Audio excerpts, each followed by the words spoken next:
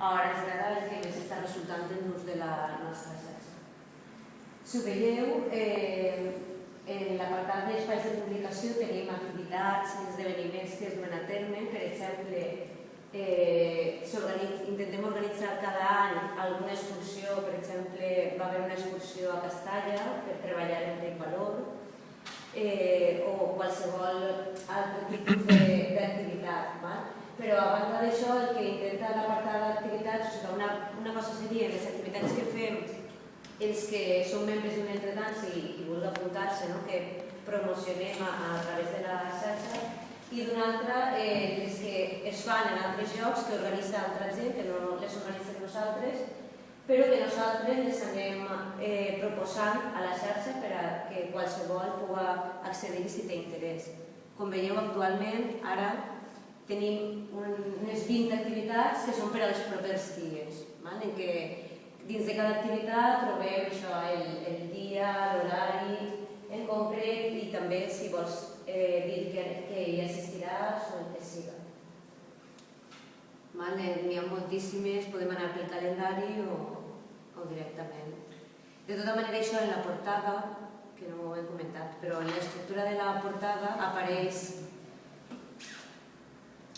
un apartat, el trobarem, aquí a mà dreta, propostes d'activitats, en què apareixen normalment les pròximes, les més pròximes en el temps, però moltíssimes activitats que es proposen i que ja ho dic en els dos sentits, les que proposem nosaltres i les que ens arriba la informació per alguna llista de correus, pel que siga, de qualsevol manera, i les posem directament així perquè qualsevol usuari o simplement publicitat, com hem comentat abans, pugui saber de l'activitat. I després tenim també en l'apartat de multimèdia, tenim fotos de les activitats,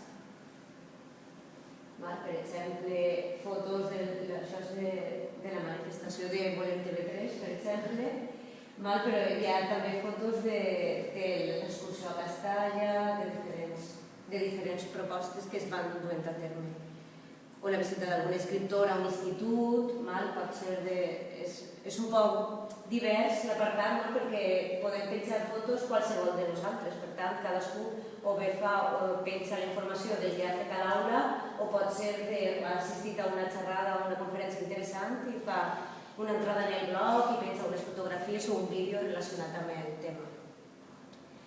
Això, fotos o també vídeos. Si ho mireu també tenim l'apartat de vídeos en què tenim diferents vídeos interessants que poden ser de qüestions literàries com d'altres treballs d'alumnes, per exemple, un videoclip, un lidau, el que siga, treballs que són o interessants per a treballar en classe, per a aplicar-los en classe, o que han fet els alumnes i algú els vol exposar allà perquè si algú li poden servir per a d'alguna manera aprofitar l'experiència i posar-la en pràctica en el seu centre, doncs ho té allà.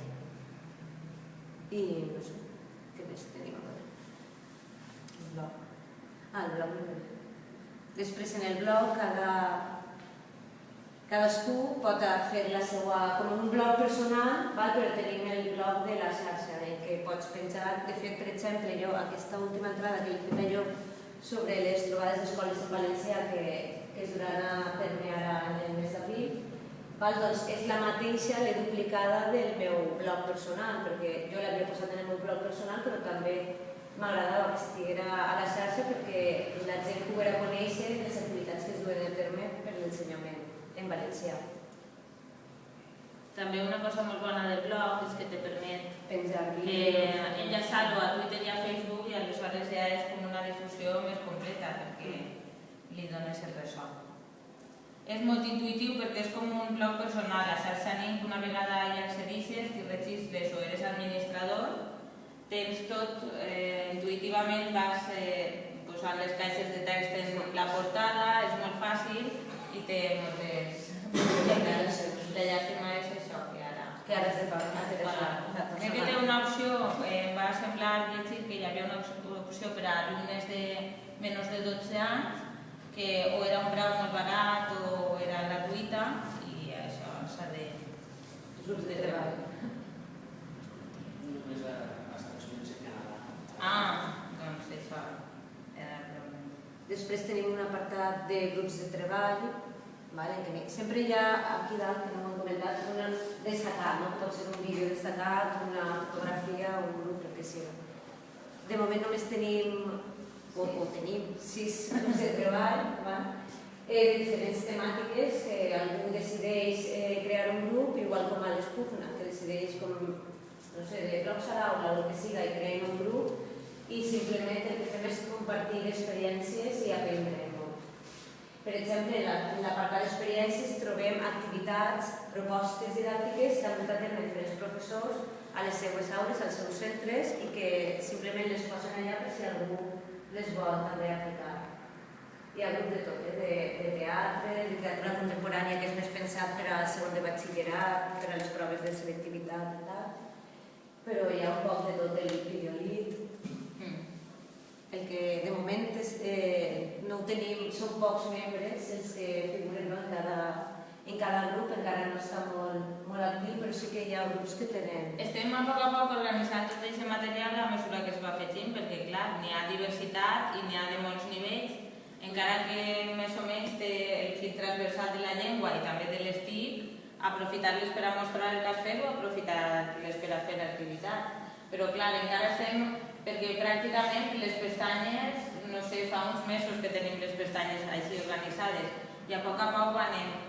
Som 11 persones que fem d'administradors, hem posat aquest nom per a que la gent que entra a la xarxa pugui adreçar-se a algú si necessita alguna cosa, almenys sap el nom de les persones que estan darrere. I doncs això, els grups de treball és un dels temes que tenim pendents de millorar, perquè NIC és molt bona perquè te permet crear un grup tancat, però la interacció de dins del grup és una cosa que falla bastant. I estem pensant estratègies a veure com dinamitzem els grups o fins i tot com, no sé, que els grups queden per una altra banda i després ens reunim, això és una cosa que encara tenim pendent.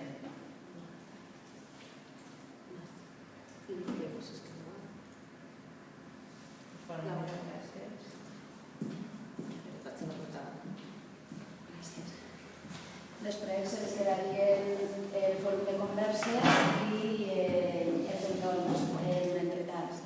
Quant al fòrum de converses és una mica en la línia del blog. Es fan propostes sobre un tema de debat i allà s'interactua tots els membres. A la portada ho trobem tot seguit de la part dedicada als blogs personals, que no deixen de ser una part de cada perfil. I després una part ben interessant de la xarxa i que també tenim previst de dinamitzar és la dels entorns entretants. Com veieu, hi ha moltíssims. Tenim el Voxnet, el Diigo, el Blogster, el NetBice, el Planetaki, l'Scribe, el Flyshare. Quina és la funció dels entorns? Triple. Mostrar, compilar i sobretot fer xarxa.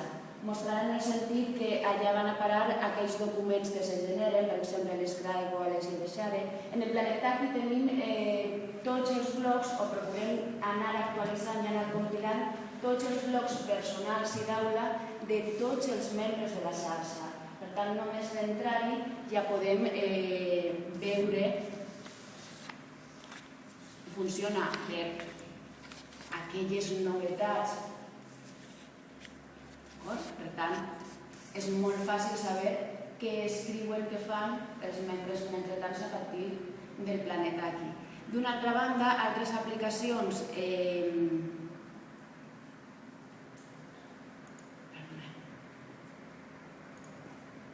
no sé tornar-hi. La pensa en la persona de...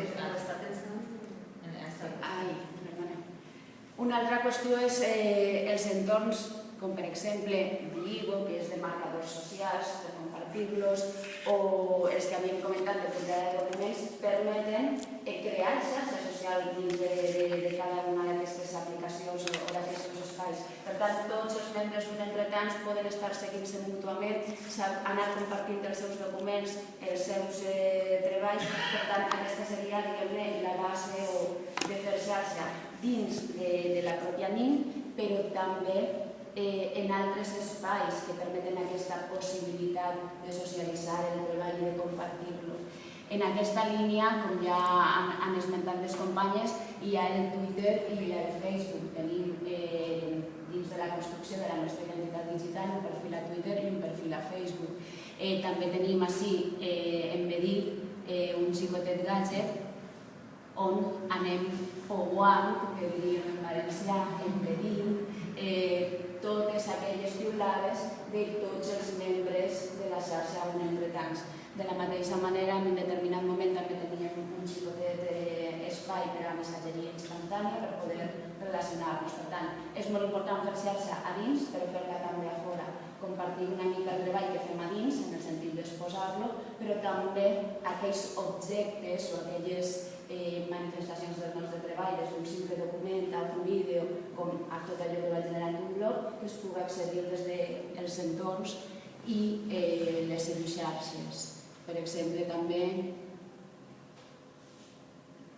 tenim el Moodle, vam fer servir el Moodle per a fer un taller d'espai lingüístic personal, on una sèrie de persones, sobretot els administradors i alguna persona més de la xarxa, van participar juntament amb Ferran Suà i Gemma Sanginés en un treball d'assertivitat lingüística i autoestima lingüística, treballar aquelles qüestions més relacionades amb no mantenir la llengua, no canviar de llengua, és a dir, ensenyar més enllà de les qüestions merament lingüístiques, sinó també de les qüestions sociolingüístiques. I procedim a continuar amb la presentació.